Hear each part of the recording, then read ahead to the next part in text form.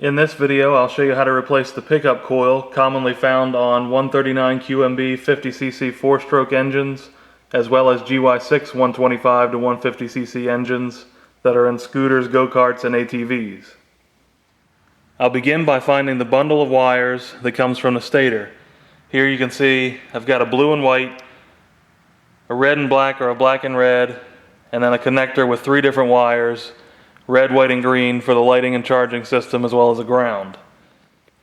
If you don't know where to find these, the easiest way to locate them is to look at the side of your engine on the flywheel and fan side here, and you should see that you have a bundle of wires that comes out of the motor. If you trace that bundle up, eventually it will lead to those connectors. Once you find it, go ahead and disconnect the 2 individual wires, which should be the blue and white or blue and yellow wire coming from the pickup coil or pulse coil, the red and black or black and red coming from the exciter coil, and then the large connector. Then you'll need to free this bundle of wires up from your frame, so go along your frame and cut any zip ties or whatever is holding this connector to the frame or other wiring harness.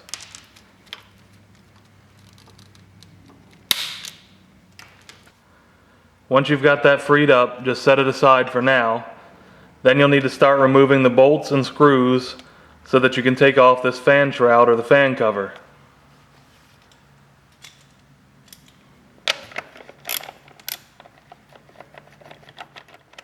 After you've got all the bolts out, go ahead and take this cover off. With the cover off, you should be able to see your pickup, and it has 2 bolts, or sometimes they're screws, holding it down, so go ahead and remove both of those bolts.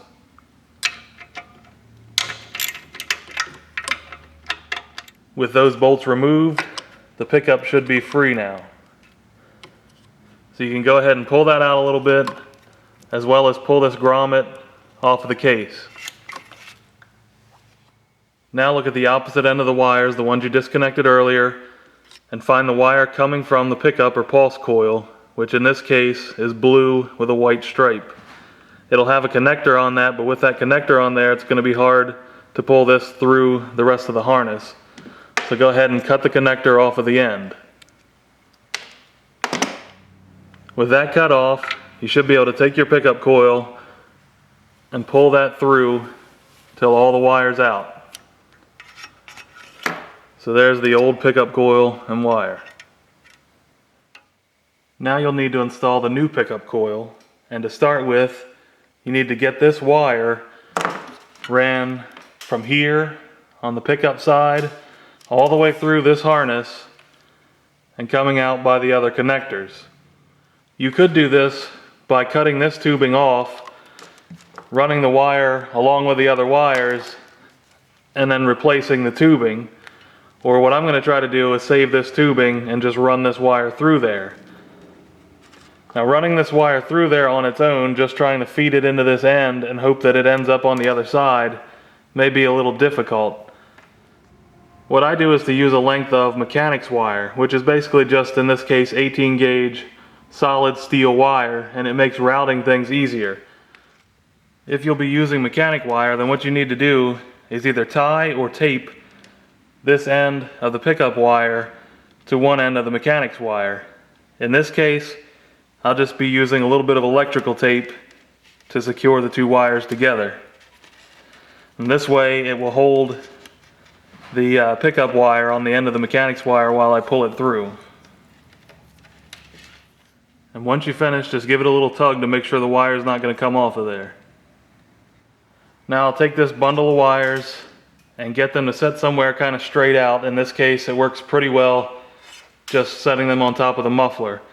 And the straighter you can make this, the easier it's going to be to get that wire through there. Then I'll take the opposite end of the mechanics wire, where it's not taped to the pickup coil wire, and I'll try to start routing that into this tubing slowly and carefully, because this wire is firm enough that you could poke into the other wires inside of this tubing. So go very slow and try to keep both wires as straight as possible. And at times, you may find that you kind of need to twist this harness around to keep it going, and just slowly route that in.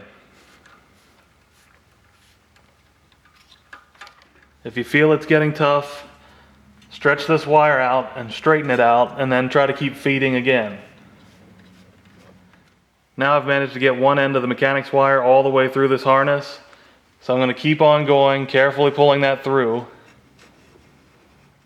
Once you get to the point that your pickup coil wire is about to enter this, you want to take extra care, and you may actually want to feed it directly from this end rather than pulling from the other end to try and help and prevent that from coming loose. And then once it gets started in there, you can kind of use both sides to push and pull so this will go through. Once I have the pickup coil wire started through this grommet and into here, I find it helpful to take the grommet and pull it back away from the tubing a little bit so that it's not putting pressure right on the tubing as well, and then feed it that way and leave a little slack between where the grommet is and the tubing. Eventually you should get the pickup coil wire to come out the opposite end. Once it does, go ahead and remove the tape and remove the mechanics wire. Now I'll take this grommet and go ahead and push that into the case, into its groove. Then I can sort of mock up the position of the pickup coil, and I can see that I've got a lot of excess wire. So I'll go ahead and pull on the other end and pull that wire so that I don't have so much slack. Then I'll go ahead and take both of the bolts and start to secure the pickup to the case, but I'm not going to tighten these down all the way. Now I've got both bolts in, but they're not all the way tightened down, so I can still move the pickup around a little bit. What I need to do now is set the gap between the pickup and the reluctor, and that is the raised part of the flywheel.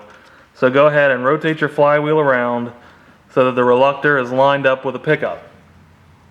That gap needs to be somewhere between about 10 thousandths of an inch and 30 thousandths of an inch. I'm going to use a 15 thousandths feeler gauge, but you could use a couple of business cards or even a credit card and slide that between there. I'll take my 15 thousandths feeler gauge, slide that in there, and then I'm going to push down on the pickup so that it's tightened up against that feeler gauge. And while I'm doing that, I'll go ahead and tighten the two bolts to secure the pickup. And once I finish tightening that up, I'll just double check that the clearance is correct.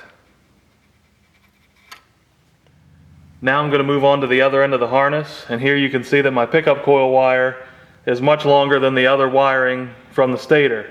So what I'll do is just cut that off to about the same length as those are.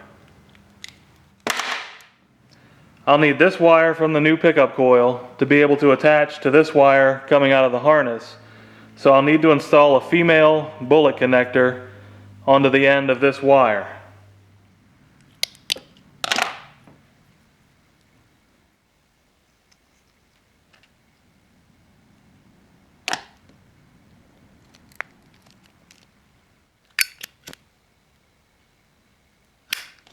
Now I need to route these wires up along the frame so that they can be connected to the wires that I showed you before, and secure them so that they're safe from heat and moving parts.